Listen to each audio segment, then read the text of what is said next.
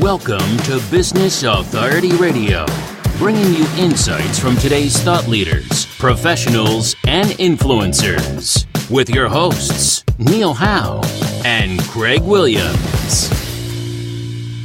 Hello and welcome to the show. This is your host, Neil Howe, and today my guest is Dr. Anthony Pribila. Is that how you say your last name, Dr. Anthony? Yes, perfect. Pribila. Nice great stuff. Well, I'm going to let you introduce yourself a little bit. I'm looking through your profile here, and it says that you were educated in the Netherlands, which is very interesting. Tell me a little bit about how you became a doctor of physical therapy, which is quite a lengthy degree, isn't it? Yes, it is. Yes. Well, I studied in the Netherlands for my undergraduate degree, which was in physical therapy, and that was about 19 years ago. We had a group of Americans that went over, to Holland, and we studied there, and with the goal of coming back to practice physical therapy in the United States. So the program was about 2.5 years long. We did 2 years before that, 2 to 3 years before that of pre-course work. I came back, worked as a physical therapist for a number of years, and then went on to do my advanced doctorate of science degree, which is in physical therapy as well. And that was out of Andrews University in Michigan. That must have been quite an experience, taking a full degree in a different country like that. Yes, it was. It was excellent. It was an excellent education that was really geared towards the type of therapy I wanted to practice. So tell our audience what exactly a physical therapist is and what a physical therapist does. Sure. Well, a physical therapist, we like to say, is an expert in the science of healing, the art of caring. I mean, our goal is to correct muscle imbalances, joint dysfunctions, people that have neurological deficits, maybe awkward posture or poor postural patterns. Some of the common diagnoses we'll treat are neck and back injuries, hip and knee conditions, maybe foot, ankle, sprains, strains, sports industries, sciatica, things even like TMJ, so temporomandibular joint dysfunction, post-surgical rehab, as well as things like neurological disorders and even dizziness.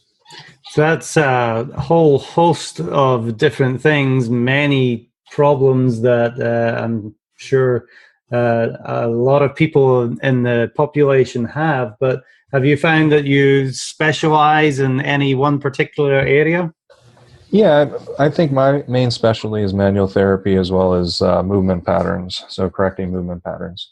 So when somebody comes in with various joint dysfunctions that are maybe blocking a certain movement, so freeing those joint dysfunctions up and then retraining the person on how to move properly as well as efficiently.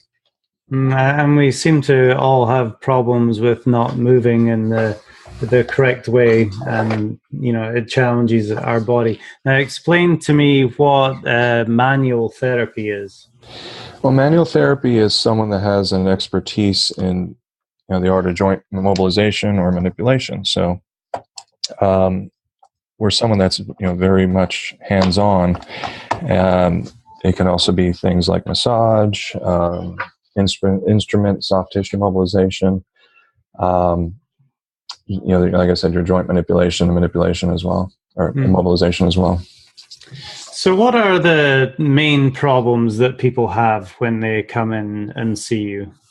Well, we have a lot of people where there's a lot of things coming from the spine.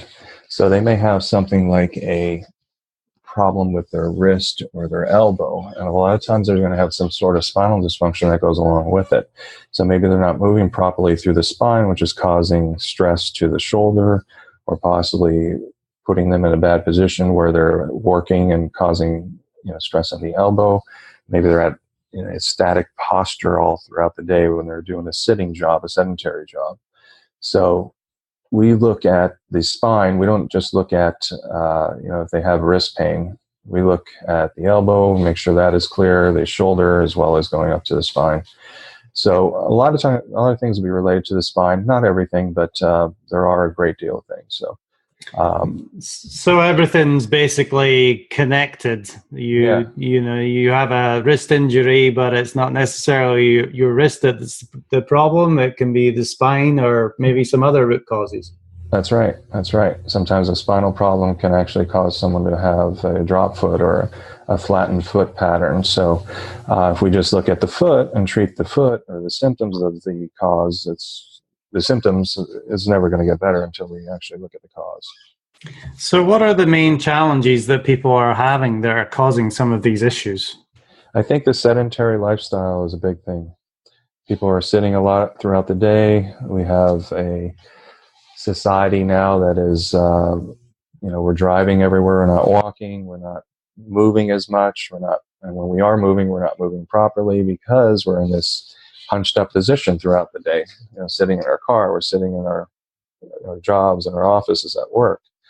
So that's one of the big things is the lack of activity. And then when there is activity, people are just so tight from just being in those static positions that they just can't move properly. So things are breaking down. So it's just like the old saying, too much of anything is no good for you. Too much, even exercise is no good for you, as well as too much, a lack of exercise. Yeah, I find myself in that same position, doing what I do. There is a lot of sitting, unfortunately. And even though I work out for a small period of time throughout the day, it doesn't really compensate for the amount of sitting and bad posture. Is that a habit that a lot of people have? Yes, it is.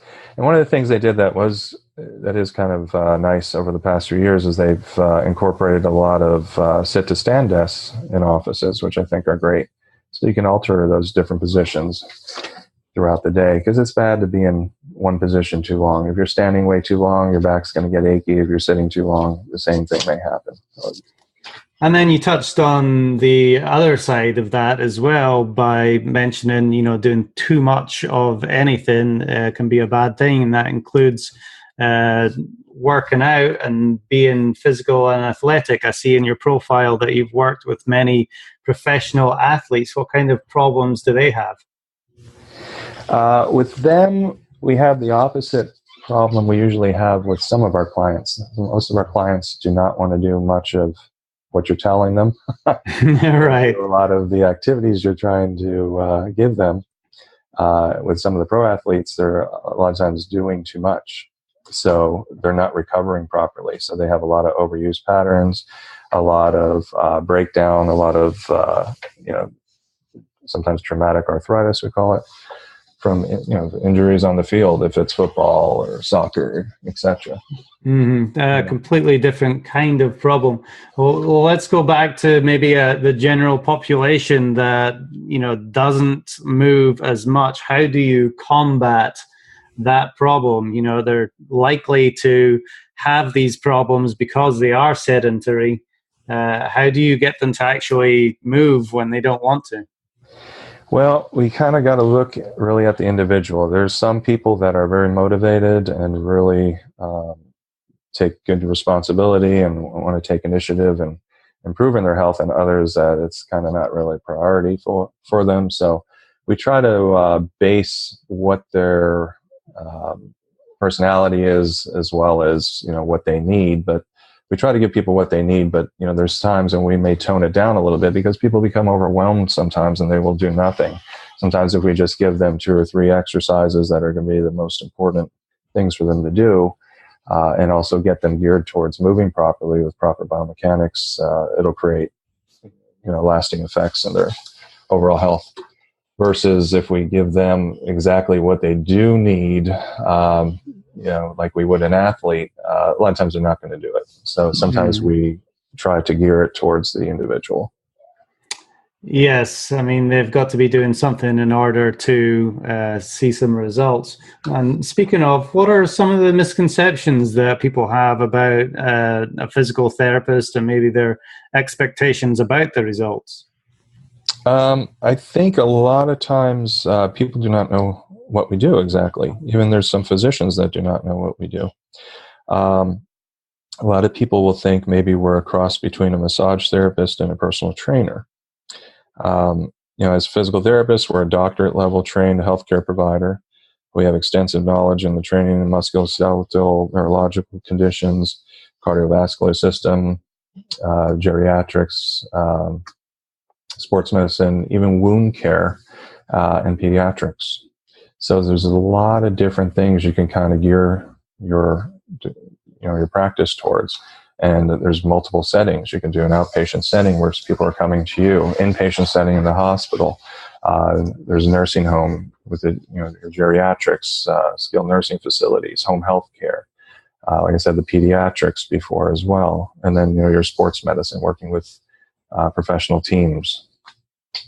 Yeah, and it's all about movement and being able to move properly. Do you see a lot of people with chronic pain? We do. We have a lot of people with chronic pain. And those are the people that are the most rewarding to work with a lot of times, because these are people that often have had these type of problems for sometimes years.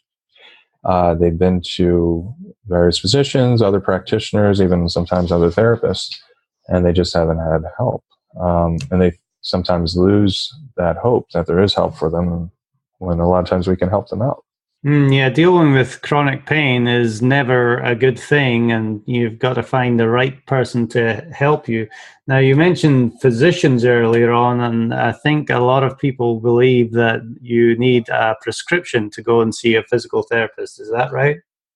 Yes, for some insurances you will, but most of the insurances are gearing it more towards direct access. Like we have the law in the state of Florida where we do have direct access for physical therapy, and which means you can actually see a physical therapist up to 30 days prior to seeing a physician. Sometimes if they have a certain condition or maybe they had surgery, we'll actually require them to get a prescription from the physician just to make sure we're on the same page with what they had done, because some people are not as educated in terms of what has been maybe done surgically or what type of condition they have. So sometimes we do require the prescription, and for Medicare, they will require a prescription. And that seems to be a misconception as well. Like you said earlier, that people might think that you do sports medicine or massage therapist, but you've done at least 7 years of education along with a continual education. So you're very qualified to become a physical therapist. Yeah, well, we, like I said before, we did the initial 3 years of schooling, another 2.5 years for my initial degree, and then there was an additional 3 years after that, as well as when you complete certain certifications like they have, and like I did in manual therapy. So that was another program that was very extensive, very detail-oriented and challenging to do, and that took about 3 to 4 years to get that certification. So why do you think people don't think physical therapist first? I think a lot of people that are dealing with pain are thinking maybe a chiropractor or even a massage to help alleviate that. Why aren't they thinking, all right, well, I got to go see a physical therapist in order to get this sorted? Yeah, I think it's just the education of people about our profession. I mean, I just don't think a lot of people get that. Sometimes the physicians have some knowledge of it, but they don't. I mean, it would be nice if some of the physicians could actually go with us for a few days in our clinic just to see exactly what we do and what we treat, because some of the people they'll just treat with medication, and that's a big problem as we see nowadays, especially with the opioid epidemic that we have. There's so many other ways we can treat these people and improve their life without medication. Definitely, we're in an instantaneous society. We want the quick fix right away, and doctors certainly prescribe medicine way too quickly, in my opinion, where you've really got to get to that root cause, which is being able to, find out what the actual problem is and not mask it. That's right. That's exactly right. So what are some of the pitfalls that you might see getting back to the patients? You come in, they come in to see you, you give them a program, what might they struggle with? Well, I think the big thing is proper body mechanics. So getting out of a chair properly, or even sitting up properly in bed. So people just they're so used to doing things wrong, they just have no idea how it feels or what's supposed to look like to do something properly. So getting movement patterns right. We even have times where people will start on the floor, and we actually regress before we progress the client. So we will actually have them rolling on the floor, kind of like a child, but just getting them to roll properly so they move their spine in the proper position and they're not compensating. So they get to that, and then we'll work on maybe sitting to standing. And this depends on the individual, but we have some high-level athletes that are just not moving properly. So we'll get them on the ground, and they'll have them rolling and working on these patterns. This sounds like it's really getting back to basics and doing those simple movements correctly. How long does it take to correct these kinds of things? It depends on the person. There's sometimes in 2 or 3 sessions they're good to go, and there's other times where these people have been like this for 40 years or 50 years and not moving properly, or they have such joint restrictions that we have to free some of those things up. Maybe their thoracic spine, their shoulders not moving properly, so they can't even get into that pattern. So we may have to go back to a lot of our manual therapy training and techniques to get some of these joints moving again. And then they can actually go through the muscular pattern using the muscles properly. But if they don't possess that type of mobility to do it, we have to restore that first. Explain a little bit more technically about what these problems are. I imagine that people develop habits, and those habits are instilled in their memory, their muscle memory. So how do you go about scientifically changing all of that? Yeah, well, we do it through repetition. Well, that's pretty simple. Repetition is just doing it over and over again. I mean, when you get to the point where you're doing the correct thing properly more than improperly, usually it's going to click in the brain and it becomes a habit. So we want something to be an unconscious habit rather than, at first it's going to be conscious because they have to think about it. But when we want it to basically get to a point where the person can do it automatically. That's a simple solution to a chronic problem, which is nice to hear. But so what stops people from taking action to fix their own problems? Well, we live in such a fast-paced society now, so it does take time for things to heal sometimes. So some people want instantaneous results, and there's a lot of times when people come in and they do have that. I have a lot of cash patients that come in directly. We may not take their insurance, and they come in directly to see me. And a lot of times in that first session, they just want the quick fix. So they want the fix, but we educate them. We say, hey, you know what? We really should work on this a little bit because your movement patterns are not right, or you're not.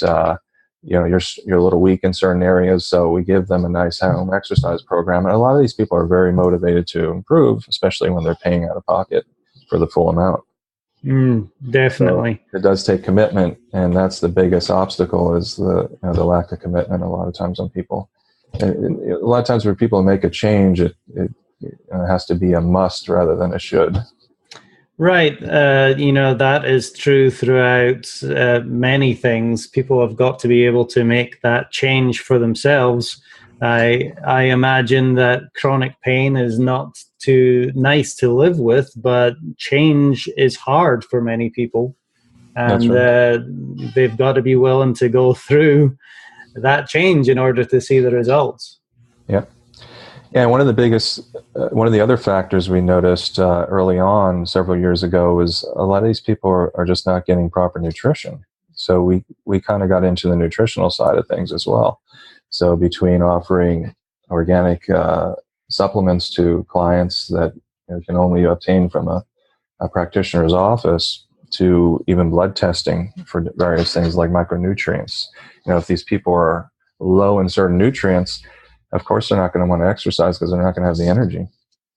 So we kind of gear them towards, this is what you may need. Let's find out what, if there are some deficits you have, And if you do, then what type of natural supplementation or changes in your diet you're going to need to make. And then if there is a certain diet they're on where they're getting this chronic inflammation, it may be due to a food sensitivity. So if they have a food sensitivity, they can have problems such as digestive disorders, migraines, obesity, chronic fatigue, aching joints, even things such as autism. Mm-hmm. Now, I know it was a while ago since you were in the Netherlands, but did you notice any real differences between the diet over there or the standard American diet here and the outlook on life? Yes, it was much more easygoing over there. It was much more relaxed. People were not working the hours that they do here. They have a lot of time where they have multiple opportunities for vacation throughout the year.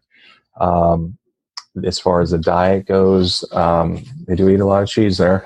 Yes. But they have a lot of things in smaller quantities. And I'll tell you what, you look around there, everybody's walking to different places. A lot of their towns and cities are set up to walk to various places or bike ride.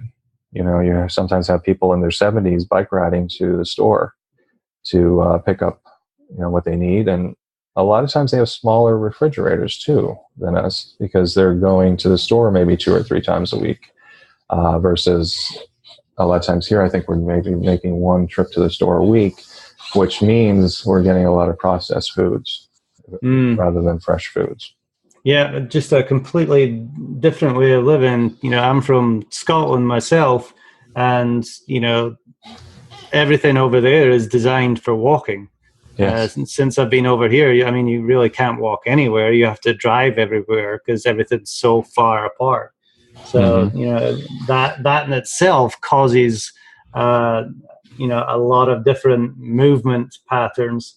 But talk to me about just the lifestyle here in America. Everything is so fast paced, and you mentioned everything's more relaxed over there. What does the lack of relaxation or maybe tension do for the body? Oh, well, it impacts everything. I mean, one of the big things we've seen as well is people with problems sleeping. So they're either not getting to sleep properly, not getting enough sleep, or the sleep is very poor. So we actually, and I was someone that experienced some of this as well. So I did find a device that we actually use on our clients here. It's been, almost like a miracle device, and it's fantastic. It's called New Calm. And that's basically a 4-step process. There's a supplement that is used containing GABA and L-theanine. We put this on the carotid arteries. We put a cranial electric stimulator on the client to actually get their brain waves down to a more relaxed and calm frequency. We put an eye mask on the person to block out the light, and then we'll put headphones on, and you'll hear music, but within that music is something called binaural beats. So these beats will actually take your brain waves down to a lower frequency, to a more calm frequency. So we get you out of that fight or flight adrenaline response that you may have and into a more parasympathetic response in your body. So we're trying to get you between alpha and theta frequencies, which are usually 12 to 4 hertz. This is the type of frequency we want your body to be in, where you can heal, recover, and restore things to a proper pattern. So when we do this regularly on people, or we have them sometimes rent the machines and take them home, they have, it's been remarkable. They've had studies on people with post-traumatic stress disorder that have done this. There's an institute in Florida called Hippocrates, where they put all their cancer clients through this type of treatment as well. So, and athletes are using this as well because it helps them recover. Yeah, so. And sleep seems to be so important, and I don't think as a nation we get enough sleep, and this sleep is oftentimes troubled too, to where getting down to that low frequency is probably not something that many people are able to do. No, that's exactly right. I mean, we're thinking about things that we're going to be having to do the next day, what happened during the day before we go to bed, and we're just not sleeping properly. I mean, if you want one of the cheapest ergonomic aids, that's that's pretty much free. It's getting sleep. Yeah, right. Without it, And nothing is going to work. right. I know this is probably a broad topic, but explain what happens during sleep and why it's so important. Well, your certain hormones are released at a certain time period. Of course, when you're going to bed, you want your cortisol to be down. When you're waking up in the morning, in order to have the energy needed to go throughout your day, you should see more of a spike in that cortisol. Growth hormone levels as well should be elevated as you're sleeping, and your heart rate, of course, should decrease. You should also your respiration rate as well. So it's letting your body heal. It's giving it a break from what you've done throughout the day. If you're still thinking about things or not, you're moving around and you're snoring and getting up to go to the bathroom possibly or something like that, and then it's going to affect your sleep. It's going to affect the quality. So it's something that we do with that is we actually do a test, a neurotransmitter and hormone test, where the client actually goes home and does a urine and saliva test, and at the time when they wake up. So we see what's happening in their body at that time period as far as hormones like cortisol, serotonin, epinephrine, etc., to see what type of actual supplementation they may need. So they may, if they're having problems getting to sleep, they may need more of a initial bout of melatonin before they go to sleep. If they're having problems staying asleep, they may need more of a sustained release melatonin. Or there's multiple other things such as GABA, L-theanine, and a number of different other substances. Well. That's a whole new interview going through that topic. I think there's so many issues that we're having right now, and sleep can definitely solve a lot of them. I just, as a nation, I don't think that we get enough sleep at all, and that's where a lot of the magic happens. So share with me, I know you've been practicing for many years physical therapy. Is there anybody or any case that stands out to you? Share with me how that person came in to see you, what problems they were having, what you were able to provide for them, and ultimately what was the outcome for them. Yeah, we have, it seems like every week we have, sometimes every day, sometimes a miracle story with folks. We have clients, just recently we had someone with a wrist injury, and he's had this for, I think it was around 3 or 4 years now. Hasn't been able to work and hasn't been able to grip things properly. And even after the first session, he was able to grip properly. His grip strength increased about 30 to 40% after the first session, just because he had less pain, and he was able to move properly. So with him, we did a number of things. With manual therapy, and this was a guy with a wrist injury. So this man with a wrist injury, we actually had to look at his elbow as well. We had to get the radial humeral joint moving properly, the distal radial ulnar joint moving properly, and then we had to look at the way his scaphoid and his trapezium bones, so the carpal bones of the wrist, were moving. And then to support it, we taped the person into position. So before, all this man was doing was going through past therapy where they said, we can't help you, there's nothing we can do about it, because the person just didn't have that type of knowledge of what was going on with the person. And this guy is now gripping things, he's carrying things, and this is only a week later. Yeah, that really is amazing. And I really like to do interviews with people like yourself that are really making a difference in people's life. And, it's fine helping somebody to make more money, but to increase their standard of living through health is really commendable, which brings me to yourself, Dr. Tony. What really got you started in physical therapy? What was the passion behind that? Well, I think what got me started was I enjoyed exercising early on. So I was involved in some sports when I was younger. Then I got into the point where I really enjoyed weightlifting and bodybuilding, and then I geared myself more towards a profession that I felt like I could help people with that type of techniques or aspects of the healthcare and sports medicine.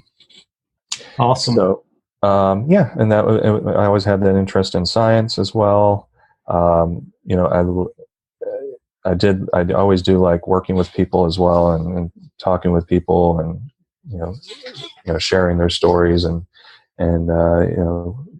when you have that type of connection you have with them, and you're able to get them better, I mean, it's very rewarding. So talk to me a little bit about the Therapeutic Rehab Specialists. What do you do there, and what is your company all about? Sure. Well, Therapeutic Rehab Specialists is the name of our company. We're actually just celebrating our 10th anniversary this Monday, so it's our birthday. Congratulations. Thank you. So we have 3 offices in Lakeland, Brandon, and Pinellas Park. And we do physical therapy in all the offices. In our Lakeland and Brandon office, we also do various things like functional capacity evaluations, where we're looking at is the person able to return to either work, or are they disabled? Are they able to, what type of work can they do based on how they function physically? We do sports medicine, physical performance evaluations, ergonomic job site analysis, work conditioning, pre or post offer screening. So prior to a person starting an actual job, a requirement would be, can they do various activities that are related to that job properly? Mm-hmm. Functional movement screening, that it kind of goes along with the physical performance evaluation. This is where we have some people come in on a cash basis, and they will actually, if they're doing maybe a sport or they're an avid runner, I have so many runners that come in. I think I developed a niche with them, and also sometimes tennis players, because we're able to kind of better so quickly, and they're able to run at such a and there's such a rapid resolution of their symptoms. So I think that's been something nice. But it'd be great, Neil, is if they would allow, and the insurance would pay for it, to do a checkup twice a year, just like they do for the dentist, mm-hmm. and sometimes for the doctor as well, to come into the physical therapist, check them out, see how they're moving, if there's any issues they have. And with something like that, we can give the person strategies and various techniques that we may sometimes only take one session to do. Or if they have that background already with some of the exercise, to say, hey, this is what we want you to do now, modify this. You can maybe take this out, increase, add this to your program. And I think it would save a ton of healthcare dollars. Yeah, it seems so. Just, seeing some of the figures for the amount of days of work missed by the lower back pain alone, mm-hmm. you think it would certainly be worth, going to try and get some preventative help before it becomes a major problem. I think we should definitely campaign for that. Yes, that's right. So, and other things we do would be, we sometimes will do group exercise programs, food sensitivity and micronutrient testing that I mentioned. We'll actually have programs for diet as well as detox. We do orthotics. So if people need orthotics for their feet, if they're having those poor mechanics in the feet, we'll give them custom fit orthotics. We even do pelvic floor therapy in our Brandon office, and pool therapy in our Lakeland office. Excellent. Well, thank you very much for listening to Dr. Anthony Pribila. He's a doctor of physical therapy for Therapeutic Rehab Specialists. What is the best way for our audience to get in touch with you, Dr. Tony? Okay, well, there's 2 ways. You can call us at 813-876-TRS1 or 8771, and that'll put you in touch with our Lakeland or Brandon office. And our Pinellas Park office is 727-470-6070. And you can also reach us through our website at www.therapeuticrehabspecialists.com. Well, I appreciate your time today. Thank you for being my guest on Business Authority Radio. The pleasure is all mine, Neil. Thank you very much. And to our listening audience, if you like what you hear, hit that like button and share. We'll see you next time on the show. You've been listening to Business Authority Radio with Neil Howe and Greg Williams. To learn more about the resources mentioned in today's show or to listen to past episodes, visit businessauthorityradio.com.